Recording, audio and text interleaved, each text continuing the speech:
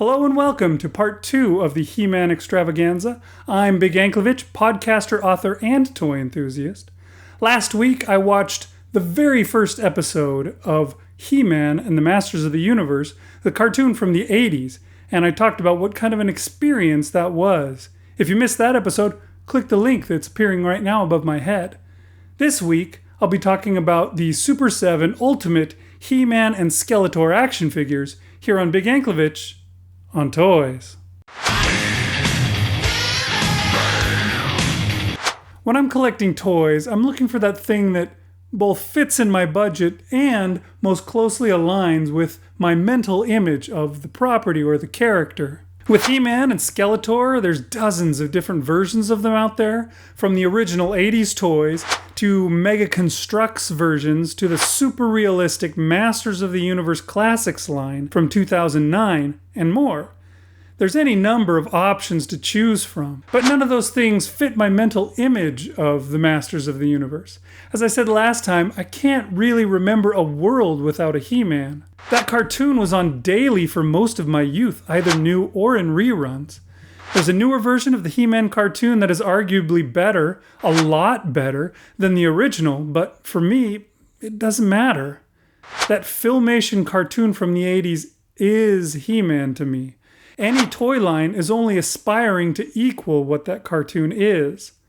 When I first heard about Super7's Filmation line of He-Man figures and got a look at them, I knew that if I ever bought any He-Man at all, it had to be one of those figures. I missed them at first. They'd already put out their He-Man and Skeletor before I found out that the line existed. But then, to my excitement, they re-released He-Man and Skeletor as Ultimate versions. You could buy them separately, which isn't usually the way they do things, something that I'll complain more about later.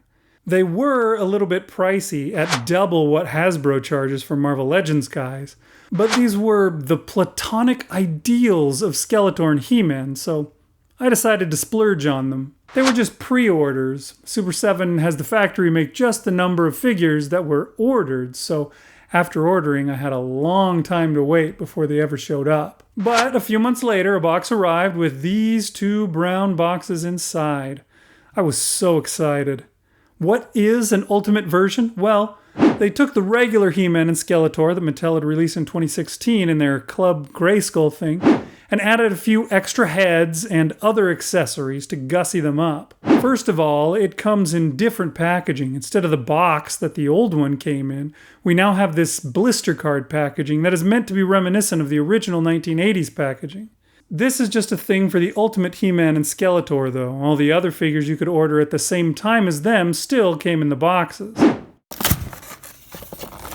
If you dig on packaging, then you're going to be sad to see me rip these open, but I'm going to have to destroy it because I want at the figures within.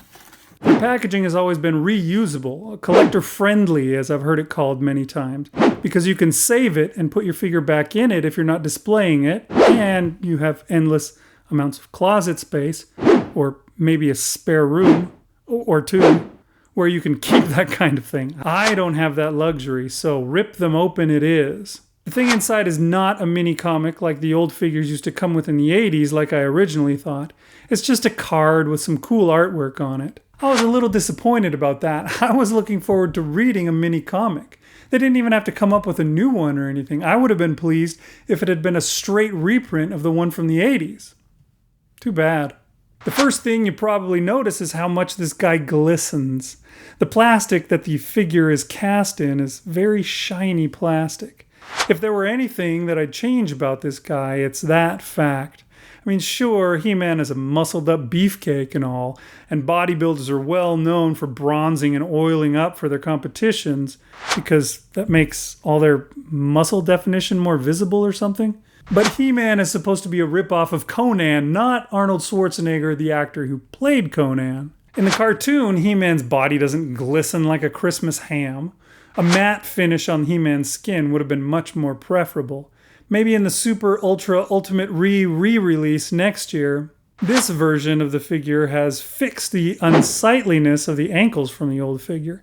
No idea what Mattel was thinking with that one. However, it has rolled back one of the big positives that Mattel's figure had. It came with a joint in the wrist that bent the hand outwards so that He-Man could hold aloft his mighty sword and say, "By the power of Grayskull!" Yeah, he can't do that. This is the best you're going to get from Super 7. It's kind of aloft, but not really what you would see in the cartoon. Aside from those gripes, however, this figure is perfect. It's divine. The articulation is fine, as good as it can get on a beefcake like He-Man, and the look is just amazing. This is He-Man, as close to perfection as has yet been created. Then there's the accessories. He comes, as you would expect, with the power sword and has a sheath on his back that he can store it in. It's plain and cast in a single color of plastic, and usually I would gripe about that. The more detail, the better, is usually how I feel. However, if the platonic ideal for He-Man is the Filmation cartoon, then it would be wholly inappropriate to add a bunch of silver and a black wash to highlight all the grooves. That is just not what He-Man is about. And I love this Filmation line because they went out of their way to stay true to the cartoon, no matter how silly some of it might have been. We'll talk more about that when we get to Skeletor. He-Man has more accessories though. The original release just had the sword, but this one also has a shield and a battle axe, also in basic cartoon style. Then there's the heads. He-Man comes with 3 extra heads that you can swap out. There is the laughing one for the times that you need to pose your figures in that laughing at the end of the episode joke pose. There's the head with the white eyes that turns He-Man into Skeletor's creation, Faker, from the episode called The Shaping Staff. And lastly, there's the head that turns He-Man into the robot version of He-Man that Man-at-Arms created in the episode called Disappearing Act. They're all pretty nicely done, and I like how they look. Of course, I'll probably never put any of them on the figure again. I want He-Man to be He-Man, you know? Skeletor comes in the same unique Ultimate Edition packaging. The same ankle fix as the He-Man figure had was employed on Skeletor. There's no worries with the wrist joint since Skeletor never holds his mighty sword aloft, and the plastic is the same shiny stuff, but it's not as weird on the blue skin as it was on He-Man's regular flesh tones, so I mind it even less. Once again, this figure hits the nail right on the head. This is Skeletor. It looks as exactly like the cartoon as humanly possible. It is beautiful, and I'll probably never buy another Skeletor for as long as I live. It feels like the only possible improvement would be if a Roger Rabbit-style tune of Skeletor came and stood on my shelf, cackling at all my jokes, even if they're not funny. Since that's not going to happen, I think I'll be completely satisfied with this one. Skeletor comes with the Havoc Staff. At first glance, one might think that it is ridiculous. The thing is pink, after all. How is the scariest villain in the universe carrying around a pink staff? Well, maybe he's a brony, I don't know. Skeletor don't care. Skeletor don't give a It's what his staff looked like on the show. Simple, low on detail, and just the way it should be. He also comes with his sword that he used sometimes on the show and his axe with the crystal ball on top that he also used in the show, including the episode that I just reviewed called The Diamond Ray of Disappearance. But the excitement doesn't stop there. He also comes with this, the Diamond Ray of Disappearance itself. His friend in the diamond business really came through. Isn't it so cute? Now you can make your Skeletor propose to... Oh crap, I don't have an evil-lyn. Or anyone else from He-Man. How about we just give it to Mr. Fantastic? Or Black Bolt? Or maybe Cloak?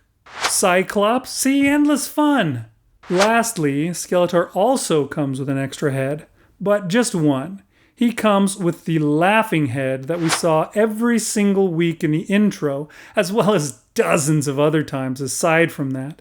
Skeletor's cackle was one of his most recognizable features.